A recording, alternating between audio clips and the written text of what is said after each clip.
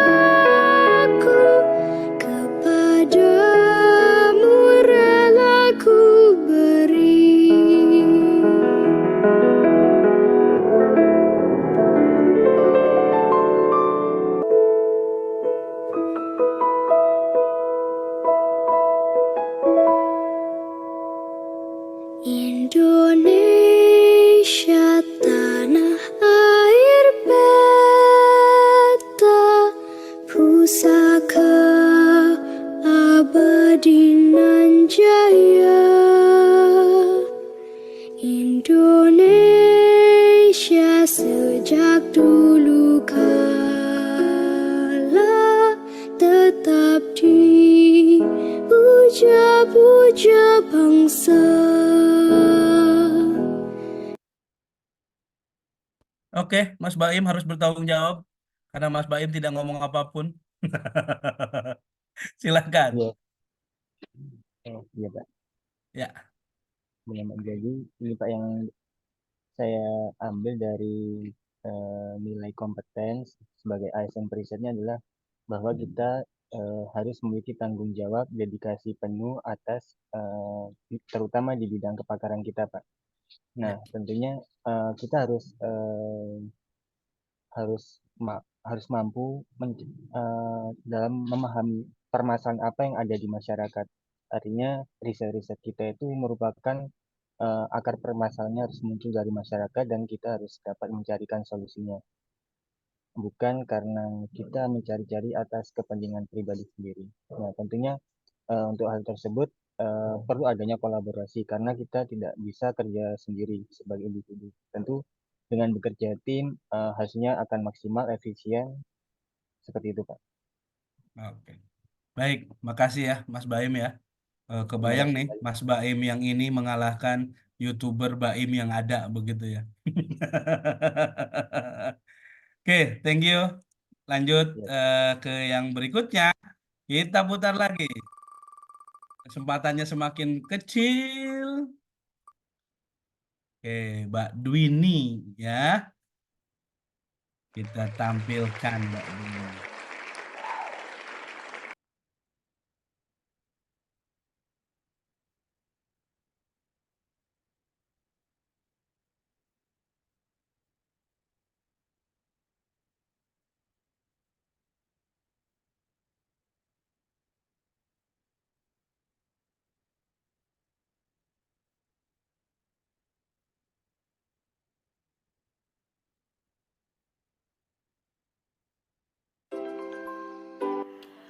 Perkenalkan, saya Dwini Norma Yulisa Putri, peserta Latsar CPNS BRIN tahun 2024. Sebagai seorang ASN, kami memiliki nilai-nilai dasar yaitu berakhlak.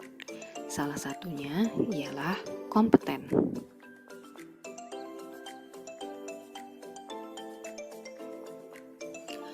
Kompeten merupakan salah satu nilai dasar yang harus dimiliki oleh seorang ASN.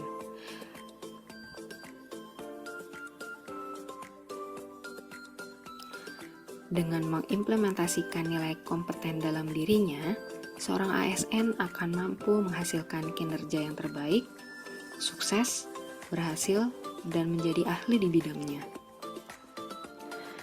Berikut adalah beberapa karakteristik ASN terkait dengan nilai dasar kompeten. Karakteristik yang pertama yaitu mau membimbing orang lain dalam belajar.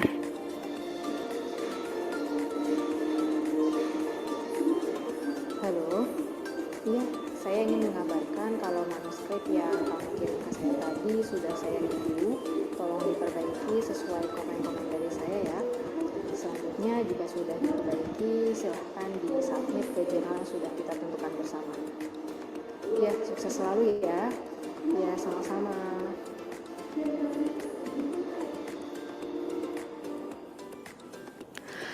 Karakteristik yang kedua, mampu menyelesaikan semua tugas dengan kualitas yang terbaik.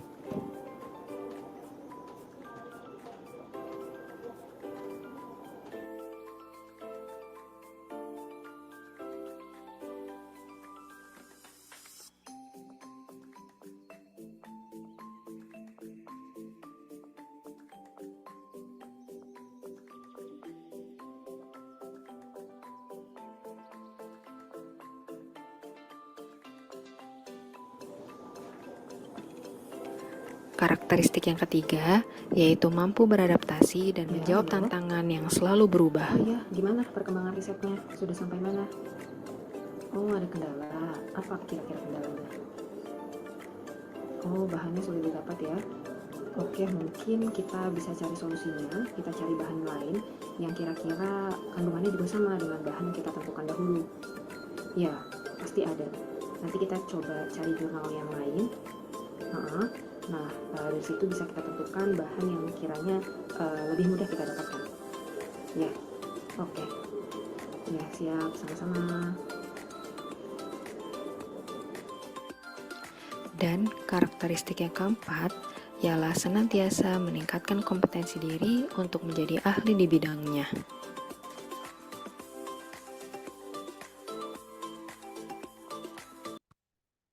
Oke. Monggo, Mbak Dwini, silahkan. Iya, saya deg-degan banget Pak ngeliat video saya sendiri. Kenapa? Ini sehari-hari di lab ya? Iya Pak, saya di ILab di Cibinong. Tadi saya dari ILab. CWS-nya di biomaterial. Iya, kira-kira Apa begitu yang Pak ingin kalau menurut disampaikan saya. poinnya? Ya, kalau menurut saya ASN yang kompeten, khususnya periset ya tadi ya, misalnya selain dia kompeten di bidangnya, kompeten dengan diri sendirinya, dia juga mau berbagi gitu dan juga mau membimbing orang lain untuk juga bisa ya menjadi seorang yang kompeten juga gitu karena keberhasilan kita itu bukan hanya untuk diri sendiri tapi kita akan lebih merasa puas gitu kalau misalkan kita bisa membuat orang lain juga berhasil kayak gitu. Terus juga ya poin yang kedua itu terkait melaksanakan tugas dengan yang sebaik-baiknya dengan kualitas terbaik diupayakan gitu. Kemudian yang ketiga tadi ini ya kompeten juga gitu dalam menghadapi perubahan, menjawab tantangan karena kemarin juga interview sama salah satu periset pesannya buat kita periset yang baru CPNS itu dua hal yang beliau tekankan untuk CPNS ya harus kompeten dan adaptif gitu. Kalau kompeten insya Allah akan adaptif dan kalau adaptif ya insya Allah juga akan kompeten gitu bisa bertahan lah. Dan yang terakhir ya senantiasa meningkatkan kemampuan diri untuk bisa terus jadi ahli di bidangnya gitu Pak kira-kira. Oke, baik. Makasih ya Bu Dwini, luar biasa dari hasil tayangannya. Kita akan ke yang berikutnya. Oke, lanjut.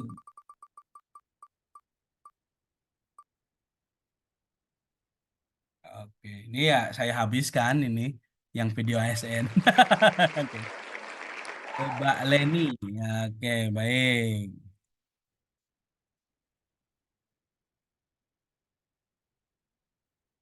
Mbak Leni.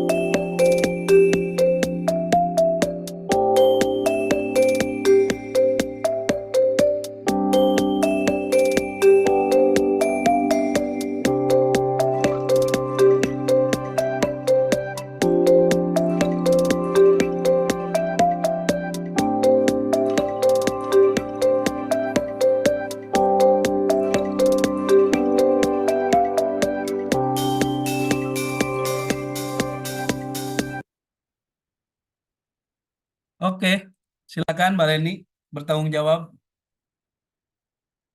Iya Pak, jadi tadi itu menjelaskan mengenai faktor yang ini mendukung seorang riset menjadi kompeten kayak gitu. Pertama rasa ingin tahu itu kan jadi apa yang pengen diteliti ke depannya kayak gitu. Terus kedua tadi juga menolong orang lain dalam hal ini juga ada kerjasama begitu. Dan ada juga hal lain gitu yang mendukung. Jadi ke depannya itu preset juga akan bisa maju dan bisa sesuai tuntutan zaman karena adanya dorongan dan karakteristik tadi yang disebutkan di video gitu sih Pak. Oke, jadi seperti itu ya, kira-kira ya. Oke, singkat sekali, padat gitu ya. Oke, Malu baik. Pak saya Pak. Kenapa sih? Dikatain Mas Halim kayak caleg katanya. Oh, Calon kayak legislatif. caleg. Mas Salim. Nah, Mas Salim jangan begitu. Oke, di antara dua, lanjut. Kita selesaikan. Mas saya mau sweet aja Pak sama Mas KRT. Ini udah nih, Mas Resti, berarti Ah, terakhir ya. Oke, sabar Mas. Biasanya yang terakhir pahlawan katanya gitu. Kalau tidak, terbunuh. Oke, baik.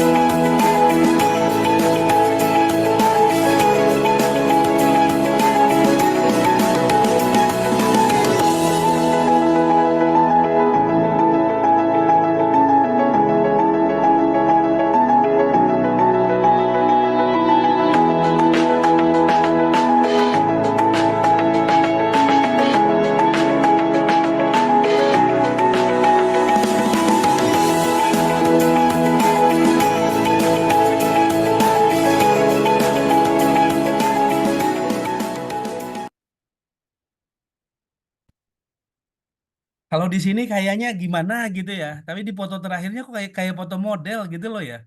Saya juga bingung gitu nih. Kalau di sini kayaknya Ustadz gitu ya. Monggo tanggung jawab Mas Herdin. Iya Pak, Ustadz dadakan ini Pak.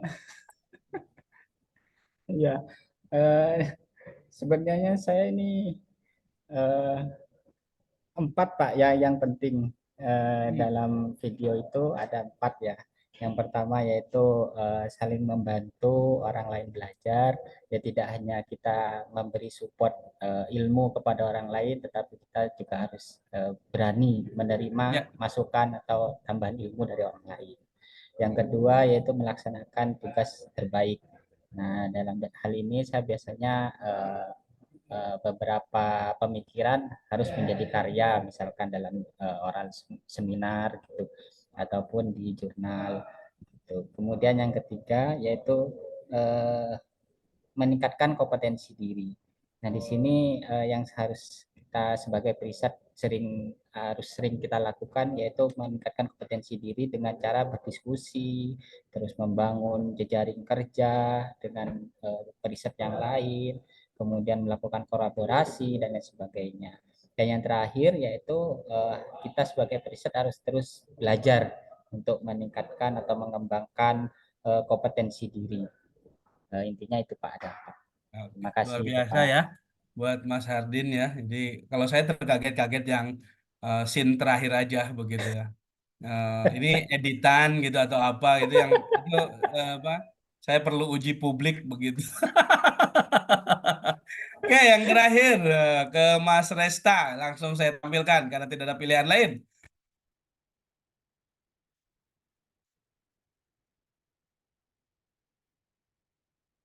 But the scatter is maybe will be the same because you have different scale. I mean, You mean this one, right?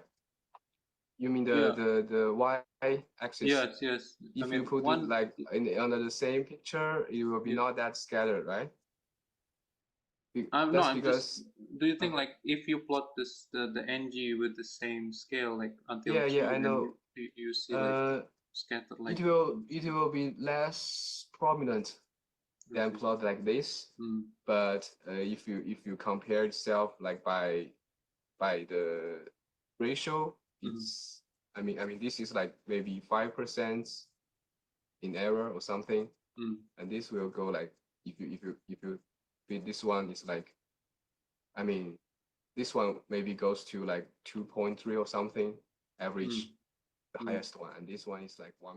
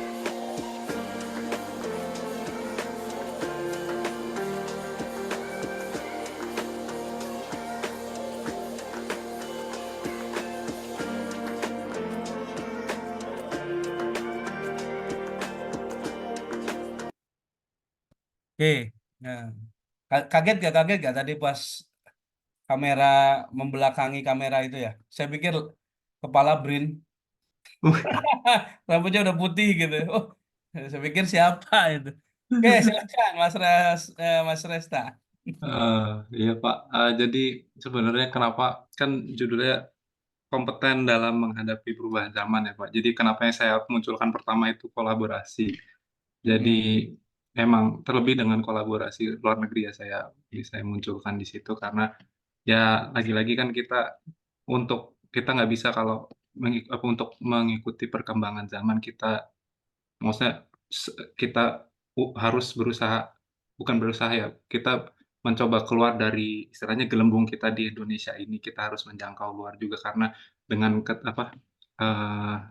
dengan istilahnya peralatan mereka yang lebih modern, kemampuan mereka berpikir yang jauh lebih maju. Jadi itu kenapa saya munculkan yang pertama. Terus yang kedua ya sebagai saya ngelihat juga ke diri pribadi bahwa kita tuh tetap perlu berintegritas tinggi. Kemudian yang tadi kan kemampuan berbahasa Inggris dulu ya, terus kemampuan berintegritas terutama menjalankan tugas dengan baik dan istilahnya tadi muncul poin yang loyal ya Pak. Jadi bahkan kalau memang kita udah loyal suka dengan pekerjaan kita mau kerja mau weekend mau malam juga kita nggak ada beban gitu Pak. Jadi gitu. Oke, luar biasa ya. Semoga datang ke Indonesia Sabtu Minggunya di lab gitu. Enggak juga. Oke, kita upload untuk semuanya luar biasa. Terima kasih banyak. Besar harapan saya masih bisa menikmati karya-karya teman-teman. Mudah-mudahan ada YouTube channelnya begitu ya. Sebelum kalau membaca publikasi mah ribet lah ya. Udah ribet, kalimatnya serius begitu ya. Terus beda bidang ilmu saya kayaknya akan kena asam lambung begitu ya. Karena tidak bisa mencerna dengan baik begitu. Oke, terima kasih dan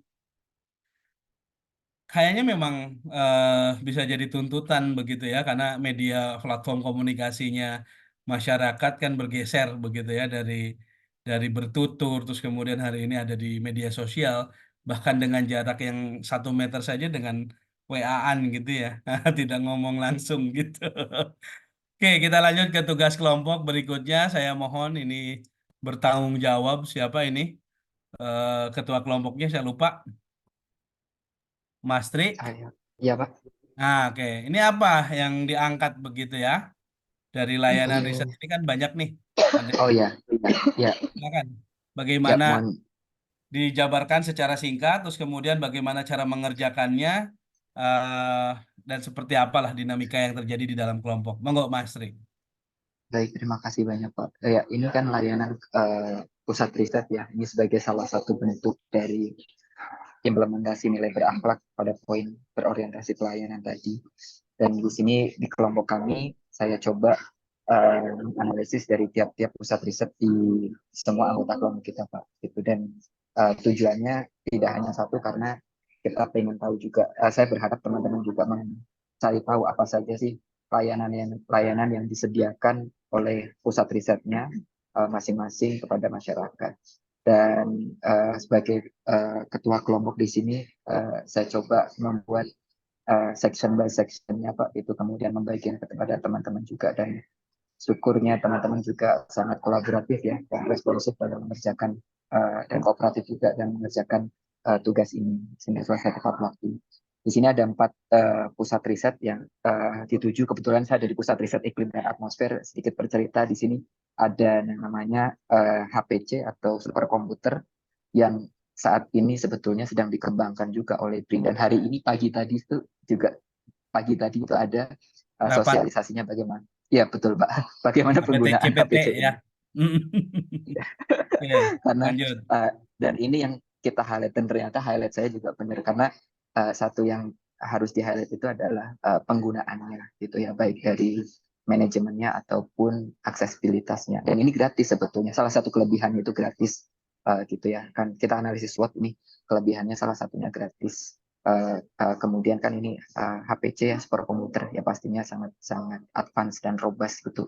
Sementara di tantangannya sendiri ini meskipun gratis dan robust ini masih sulit untuk diakses. Bahkan salah satu kelemahannya lagi dari PR sumber data dan informasi itu yang mana dia mengelola itu dia punya semacam backdoor-nya begitu Pak, kalau saya bisa bilang dia bisa kick kalau saya lagi running di situ ya, kena Iya. iklim gitu Pak. Data besar running saya lama gitu, sementara antrian panjang gitu. Ini mengganggu, ini saya bisa di kick oleh mereka. Jadi ada clearance etik memang yang sudah harusnya diterapkan di penggunaan HPC ini. Ini kurang lebih di pusat riset saya. Selebihnya sih juga dengan pusat-pusat riset lain ya yang teman-teman juga kerjakan di sini Pak. Itu. Dan jadi dari sini kita tahu bahwa BRIN sendiri secara umum sudah mengimplementasikan dari nilai berakhlak ya sebagai suatu institusi pemerintah gitu. Dan ini yang APC itu juga sudah disediakan gratis. Artinya ini sudah menjadi salah satu bukti BRIN untuk mengaktualisasi dari nilai berorientasi pelayanan. Kurang lebih sih poin intinya itu Pak.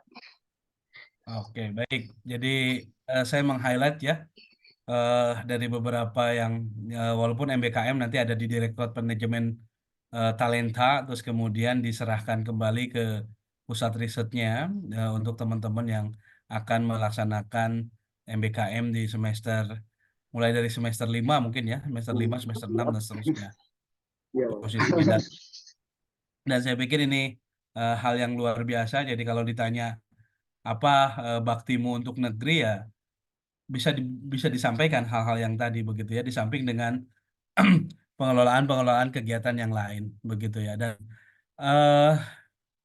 kadang-kadang begini Mas Tri, kadang-kadang kita punya kritik sesuatu yang gratis itu kadang-kadang tidak serius di dikerjakan. Apakah betul atau tidak ini kan tetap selalu menjadi pertanyaan begitu ya. Contohnya yang sampai detik ini tidak pernah selesai permasalahan adalah terkait dengan layanan kesehatan ya. Sekarang udah berbayar aja begitu dan seterusnya ya. Bahkan saya miris dan prihatin di tahun berapa begitu ya, saya mengurusi proses orang tua saya, ibu begitu ya, sebelum meninggal gitu, untuk operasi katarak begitu ya, untuk operasi katarak saja begitu. Yang bikin saya miris adalah secara real pemeriksaan itu terjadi cuma 1 kali, secara real gitu ya. Pemeriksaan itu terjadi 1 kali, tapi kenapa formulir BPJS-nya harus 3 kali? Formulir klaim BPJS-nya kenapa harus 3 kali begitu? Di situ posisi saya bertanya dan ya sudahlah, yang penting ibu saya dilayani dengan baik gitu ya. Karena saya upgrade dari RSUD Subang di Cibinong sini di Bogor Eye Center begitu ya. Cuman kenapa? Itu aja pertanyaan saya. Nah, tadi Mas Tri bilang di HPC ini juga kan kemarin di tahun 2023 saya juga ikut membantu terkait dengan yang HPC untuk ASEAN ya kalau tidak salah. Itu juga ada dan gratis kalau tidak salah. Tetapi yang jadi pertanyaan, peminat kadang sudah digratiskan juga bingung gitu ya. Bahkan di HPC itu juga kan ada fasilitas tentang penggunaan server gratis ya, saya ingat saya ya. Itu juga kenapa tidak digunakan gitu dan seterusnya. Nah ini tantangan untuk kita rekan-rekan semuanya. Apakah sosialisasinya yang kurang terdengar dan sebagainya, itu jadi catatan lah begitu. Baik, saya akan minta komentar dari kelompok sebelahnya, yaitu kelompoknya Mas Resta, sebelum pindah ke Mas Resta presentasi. Silakan dari kelompok Mas Resta terhadap yang makalah tadi seperti apa dari Mas Resta, terus kemudian siapa lagi ya, Mas Hairdin, Mas Ibrahim, dan Mas Halim. Oh ternyata laki-laki semua ya. Oke, baik. Ada komentar dengan makalah yang tadi? Silahkan. Mungkin Mas Halim senyum-senyum aja dari tadi. Oke, ada komentar nggak dengan layanan tadi? Apakah memang seperti apa? Monggo Mas Halim. Udah sih Pak, sudah cukup bagus Pak. Mungkin bisa dilanjutkan berikutnya. Ya itu teman yang baik kadang begitu ya. Sulit untuk mengatakan yang sesungguhnya. Oke, baiklah kita kalau gitu terima kasih banyak, applause untuk kelompoknya Mas Triatmaja dan saya pikir ini luar biasa bisa berkomunikasi dengan tim dan membuat makalah yang menurut saya sudah dipersiapkan. Monggo, selanjutnya ke siapa ini? Mas Reta atau menunjuk anggotanya untuk mempresentasikan? Ayo, siapa ayo? Biar cepat. Kalau saya lama loh ini. Ayo, lanjut. Coba. Ya udah saya Pak. Monggo, Hah? monggo, monggo. Jadi kelompok kita laki-laki semua ya Pak. Jadi kita membahas sebenarnya fasilitas. eh, jadi sebenarnya kita membahas isu pelayanan penggunaan alat waktu itu Pak. Jadi kita sepakat bahwa ada beberapa isu yang sudah ada 4 isu ya yang sebenarnya yang kita termasuk saya mengalami dari dengar dari suara dari beberapa rekan saya di fisika kuantum itu juga penggunaan alat, kemudian kami analisis dan kita poinnya itu yang kita angkat adalah sarana riset yang belum mendukung kebutuhan periset. Jadi di sini adalah yang kita maksud sarana riset tuh jadi kita butuh misalkan kalau dari isu dari hampir sama ya dari kita semua ya Pak, kita semua orang eksperimen jadi gitu. Jadi kita butuh mendapatkan data dari satu alat, namun ketika kita ambil tuh datanya kurang kualitasnya tuh jadi nggak cukup gitu loh. Dan kalaupun itu kalau ada beberapa kali juga kita belum tentu butuh data tapi alatnya tidak tersedia atau mungkin harus mengantri cukup lama jadi kayak seperti itu. Jadi kita angkat seperti itu dan ya akhirnya kita analisis kayak SWOT ya dengan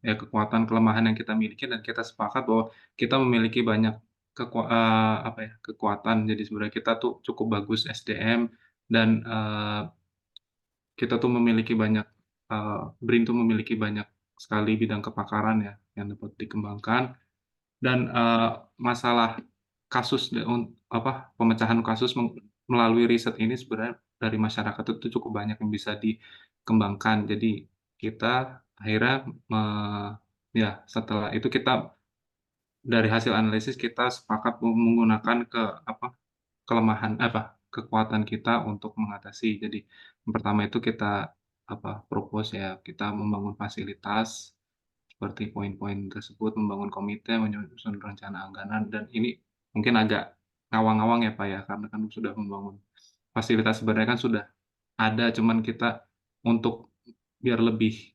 lebih efisien lagi, lebih maju lagi gitu Pak. Jadi terus yang kedua itu kita yaitu solusinya ya kita tetap sebenarnya kita lebih intens untuk melakukan kolaborasi entah dengan universitas-universitas dalam negeri ataupun dengan institusi atau universitas luar negeri dan juga tidak menutup dengan kolaborasi dengan industri juga. Jadi itu sih, Pak. Itu gambarannya. Iya Pak. Dari timnya Mas Tri ada komentar dulu? Dari ibu-ibu silakan. Ya, monggo ibu-ibu, karena Pak Tri mengawal ibu-ibu, oh berarti Mas Tri kelompok Sunnah Rasul ya, saya baru ngeh gitu.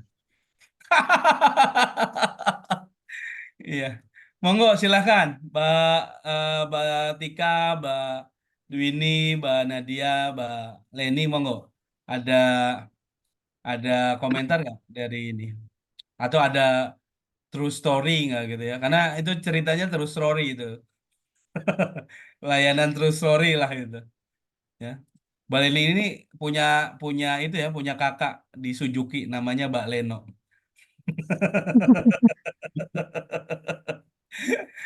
Oke, ada komentar monggo Mbak Dwi ini. Ya mungkin saya tadi melihat ini aja sih Pak, cara kelompok bapak-bapak menganalisisnya gitu ya, menggunakan teknik USG tadi ya. Ya. Ya, maksudnya itu salah satu teknik analisis isu yang juga sudah kita pelajari bersama gitu. Terus maksudnya ya dari teknik itu atau dari ya metode itu didapatkan analisis yang sudah baik juga menurut saya Pak, gitu Pak. Oke, siap. Oke, kalau dalam konteks layanannya seperti apa? Ada komentar nggak sih? Ini seru ya, teman-teman. Ini kalau diskusi nggak akan selesai dengan waktu yang singkat.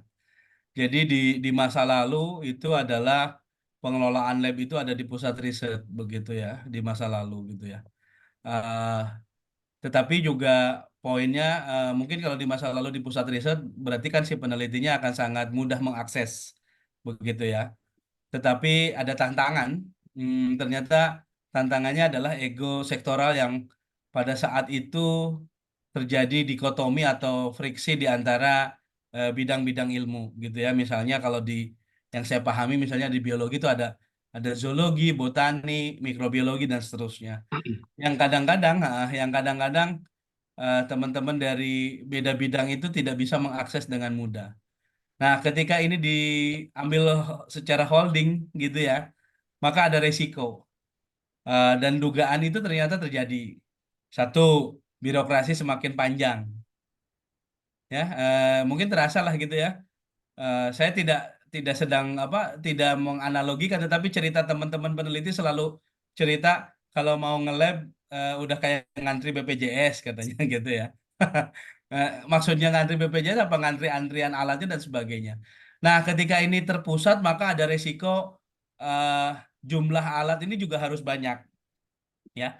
Jumlah alat ini juga harus banyak. Yang kebayang dan mungkin menjadi tantangan adalah bagi mereka teman-teman yang basis penelitiannya eksperimental itu dengan makhluk hidup yang punya durasi waktu hidup gitu ya. Makhluk hidup yang punya durasi waktu hidup itu tantangan loh. Ya, misalnya bakteri hidupnya cuma 12 jam, tapi jadwal antrian nge-labnya belum terjadi kan lumayan tuh ya. Agak berat begitu. Ini harus harus ada solusi. Saya pikir mudah-mudahan ke depan eh, semakin banyak karena kalau itu dibikin menjadi sifatnya untuk semua, untuk umum, maka ini harus di setiap area ini banyak begitu ya. Persis ketika membuat kebijakan terkait dengan mobil listrik, sampai detik ini kan di Indonesia mobil listrik itu juga masih tantangannya. Satu soal soal culture, soal kebiasaan, habituasi kita. Yang kedua tentang ketersediaan dari pengisian listriknya juga, begitu ya. Ya tidak mudah juga begitu. Karena ngisi listrik ya kayak ngisi BBM. Ngisi BBM mungkin di bawah 5 menit selesai gitu ya. Tapi ngisi listrik kan butuh waktu minimal 15 menit. Kalau itu juga yang cepat, kalau yang tidak kan antara 30 menit sampai 1 jam. Orang ngantri untuk itu. Karena dulu saya mengalami fase sempat ada yang naik angkot dengan BBG nggak ya, bahan bakar gas. Nah, saya pernah di Bogor gitu, naik angkot dengan BBG, masuklah ke stasiun BBG-nya, nah, bahan bakar gasnya. Itu ngantri dan ngantrinya lama gitu ya. Jadi ngisi gas itu juga tidak seperti memindahkan BBM ke dalam tangki di dalam mobil. Nah, ini juga tantangan tersendiri, apakah di setiap rumah harus disediakan dan ya seru lah, ini tantangan kita bersama. Oke, saya pikir seperti itu ya, rekan-rekan semua, aplaus untuk semua, luar biasa untuk tugas-tugasnya dan eh, saya pikir untuk konsep terkait berakhlak sudah tuntas dan sudah beres, tinggal teman-teman untuk mengimplementasikannya. Saya akan lanjut ke bahan tayang selanjutnya. Terima kasih untuk di sesi 2 ini dan untuk tugas-tugasnya juga sudah clear ya. Bentar.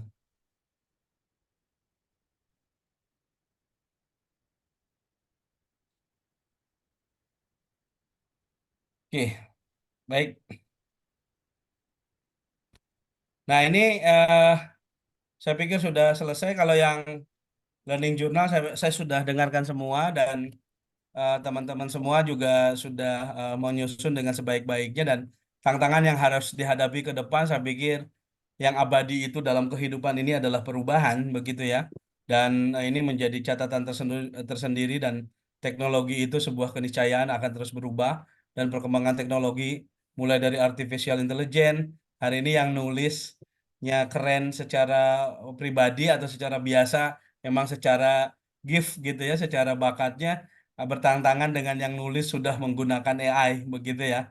Eh, dan saya baca di Scope juga akhirnya mengakui penggunaan AI itu kan mau nggak mau zamannya udah begini gitu ya. Terus kemudian cyber security, kemudian sosial media dan digital apa digization gitu ya, terus kemudian of government service. Sekarang kan BRIN punya kewenangan ya terkait audit sistem pemerintahan berbasis elektronik gitu ya. Teman-teman itu ada di pusat sains data dan informasi kalau tidak salah. Terus kemudian berbicara big data analisis dan seterusnya. Ini juga tantangan yang dihadapi. Teman-teman, lingkungan tersebut kita di modul itu disebutnya sebagai PUKA begitu ya, volatility, terus uncertainty, complexity dan ambiguity. Jadi ini sesuatu yang akan samar begitu ya. Jadi membedakan yang benar dan salah itu akan di antara samar begitu. Padahal PUKA yang kita inginkan itu adalah vision, understanding, clarity, dan agility. Jadi itu kira-kira situasi yang saya pikir teman-teman sudah menghadapi ini dan kita bersama juga menghadapi ini dan bagaimana menjadi ASN yang akan dihadapkan di dalam situasi yang sangat kompleks begitu ya. Menjadi ASN kan tadi Mas Tri bilang, saya juga kaget Pak dengan urusan administrasi, dipikirnya Mas Tri datang langsung neliti gitu, sibuk dan sebagainya, presentasi dan sebagainya. Itu yang saya rasakan di awal menjadi PNS tahun 2007. Jadi saya pikir formasi yang saya masuki adalah Widya Suara, pikiran saya langsung di ruang pengajar. Ternyata jabatan pertama saya adalah saya harus mencetak daftar hadir peserta gitu ya, menghubungi pengajar dan seterusnya dan itu adalah bagian dari proses. Ternyata kalau menggunakan filosofinya Menkes Pak Budi Gunadi Sadikin itu dikatakan sebagai kalau mau nyari kerja nyari yang banyak belajarnya katanya begitu ya biar kita tambah luar biasa dan seterusnya. Ini ada video juga dari Najwa Shihab dengan apa ya co-founder dari Boleh. Tips dan berbicara trik tentang untuk VUCA. bisa stand out atau paling tidak bisa survive dalam era VUCA ini. VUCA stands for volatility, uncertainty, complexity, and ambiguity. Oke, langsung dijawab. Ya, silakan Kak. Oke. Yang pertama itu tadi, punya kemampuan atau punya mindset untuk selalu mau belajar, menjadi lifelong learner. Karena sekali lagi, hanya itu satu-satunya cara kita untuk bisa beradaptasi di dunia yang selalu berubah. Selalu mau belajar hal yang baru. Terus yang kedua, be the very best at what you do. Harus jadi yang terbaik. Apapun pilihan yang kalian ambil, apapun profesi, apapun skill, apapun hobi yang kalian punya. Harus aimingnya atau harus tujuannya be the very best. Have an edge.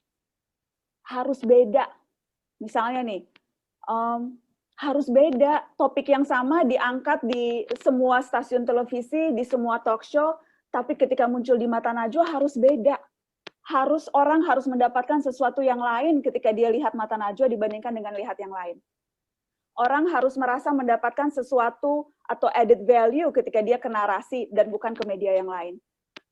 Lewat platform apapun, usahakan be the very best, have an edge. Usahakan yang kamu lakukan itu bisa membawa dampak dan pengaruh. Dan cara melakukan itu harus, you have to put in the time. Nggak bisa instan sekali lagi. Harus nyoba, gagal, nyoba lagi, gagal lagi, coba lagi. Mantra saya dari dulu cuma satu adik-adik, coba lagi. Yang sekarang nggak bisa, coba lagi. Oh yang ini masih mentok, coba lagi. Oh belum dapat yang ini, coba lagi. 2 itu aja kata yang kita punya. Coba lagi. Coba lagi sampai berhasil, dan kalau sudah berhasil, angkat lagi ambisinya, angkat lagi mimpinya, sampai dapat yang lain lagi. Jadi itu, be the very best at what you do. Yang kedua juga penting untuk punya konsistensi, penting untuk menjaga integritas, stay true to yourself, harus punya nilai-nilai, harus punya values, harus punya pendirian, karena kalau enggak kita akan mudah dibawa ke kiri dan ke kanan. Stay true to what you believe in gitu, harus konsisten dan harus berani untuk mengungkapkan pendapat adik-adik. Harus berani untuk menunjukkan sikap dan keberpihakan. Apalagi kalau kita yakin nilai-nilai yang kita pegang itu memang nilai-nilai yang penting untuk hidup kita. Punya idealisme dan jangan takut untuk menunjukkan idealisme itu. Dengan begitu caranya kamu akan jadi unik. Dengan begitu caranya kamu akan diingat orang sebagai orang yang punya prinsipil. Yang penting juga adalah gimana kita bisa memberikan platform atau meminjamkan suara atau memberikan tempat untuk orang lain. Ketika kita sudah mencapai pada satu posisi, ketika kita misalnya sudah berada pada tempat di mana kita bisa mempengaruhi orang lain, penting untuk mengangkat suara-suara yang selama ini mungkin tidak terdengar. Penting untuk memberi bantuan, penting untuk saling support, penting untuk saling mendukung. Karena begitu kita mendukung orang lain, alam semesta akan mendukung kita. Saya percaya sekali dengan itu. Kebaikan itu menular. Dan di masa di mana sekarang begitu banyak orang yang mungkin saja terlihat cuek, fokus pada dirinya sendiri. Ketika kita menjadi orang yang peduli, ketika kita menjadi orang yang mendukung orang lain, itu justru kita akan mendapat tempat dan akan justru mendapatkan support dari orang-orang yang mungkin selama ini tidak kita perkirakan sebelumnya atau tidak pernah kita sangka-sangka sebelumnya. Jadi itu, put in the time, do the best at what you can, kemudian stay true to yourself, give your platforms to other, have principle, speak up, jangan takut untuk menunjukkan sikap, jangan takut untuk menunjukkan idealisme, be consistent, hold on to your values. Itu menurut saya kunci di mana kita bisa survive di situasi-situasi yang mungkin saja akan menjadi sangat unpredictable di waktu-waktu ke depan. Tapi kalau untuk merumuskan satu hal, misalnya hanya satu saja kalau saya diminta satu, itu tadi. Jadi lifelong learner, pembelajar seumur hidup. Harus jangan berhenti belajar, karena itu kunci kita untuk bisa beradaptasi. Oke, singkat saja ada komentar dari Mbak Najwa tadi. Saya pikir clear ya. Selamanya kita akan menjadi pembelajar ya. Yang paling sulit kan itu speak up dengan idealisme gitu ya. Karena ya berat gitu. Kalau memang tidak bisa speak up dari karyanya aja lah gitu ya. Saya pikir itu poin-poin yang paling penting dan luar biasa rekan-rekan semua. Dan nanti perlu diingat ini ya, tadi ya, poin-poin ini menjadi catatan bagi ASN. Dan terakhir, sebelum kita tutup sesi ini, ada quotes yang ya mungkin perlu direnungkan lebih lanjut. Dari Sujiwo Tejo mengatakan, bagaimana kebiasaan akan kita ubah kalau kebiasaan itu sendiri datang tak kita sadari, gitu ya. Kadang-kadang kita menganggap kebiasaan itu, kan kalau kebiasaan yang dilakukan dalam konteks sadar, kadang-kadang kan kita akan merenung ini kenapa ya begini, tapi ya sudahlah, berjalan begitu saja. Dan ini menjadi catatan. Terima kasih banyak sudah 2 sinkronus kita berdiskusi di sini, dan saya pikir rekan-rekan sudah paham semua tentang ini. Yang paling penting adalah saya akan melihat Triatmaja seperti apa, saya akan melihat Rahmatika seperti apa, saya akan melihat Resta seperti apa, dan kita akan ketemu di momen-momen yang akan datang. Bisa jadi 5 tahun lagi tiba-tiba ada undangan menghadiri orasi Profesor Riset atas nama dari antara rekan-rekan yang ada di sini. Itu ya, luar biasa sekali. Saya pikir mudah-mudahan sampai ketemu di sesi luring.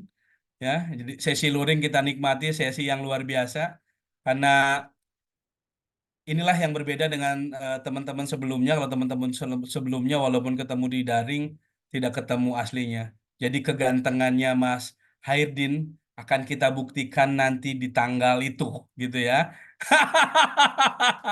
Apakah betul atau itu sebuah gimmick saja begitu ya, atau permainan kamera saja begitu ya. Oke. Baik, saya pikir itu rekan-rekan semua, sukses untuk semuanya. Mohon maaf apabila ada hal-hal yang kurang pas dan berkenan. Terima kasih banyak, dan sebelum kita tutup, boleh kita foto bersama dulu ya.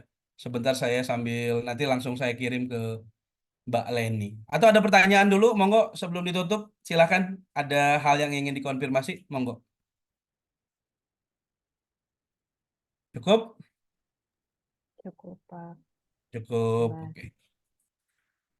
Baik, sambil nunggu, nanti ada beberapa gerakan di fotonya. Pertama foto KTP, terus kedua sesi foto semangka gitu ya, semangka gitu ya. Oke. Terus ketiga foto sarangio gitu ya. Terus yang terakhir fotonya gaya sombong. Gitu ya. Gak apa-apa, sewaktu-waktu saya punya dalil untuk menghadapi orang sombong kita harus lebih sombong. Untuk menghadapi orang sombong itu katanya harus disombongi lagi. Ya kalau begitu saya nggak tahu lah. Oke, sebentar. Ambil ditunggu. Biar saya langsung bisa kirim.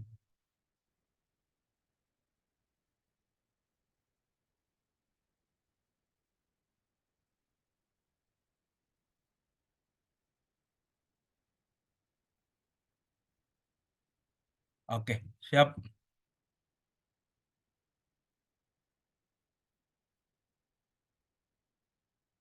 Oke, foto KTP dulu, serius. 3, 2, sebentar.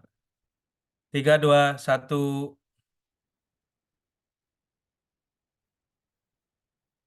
Oke, saya kirim dulu ke Mbak Leni satu-satu.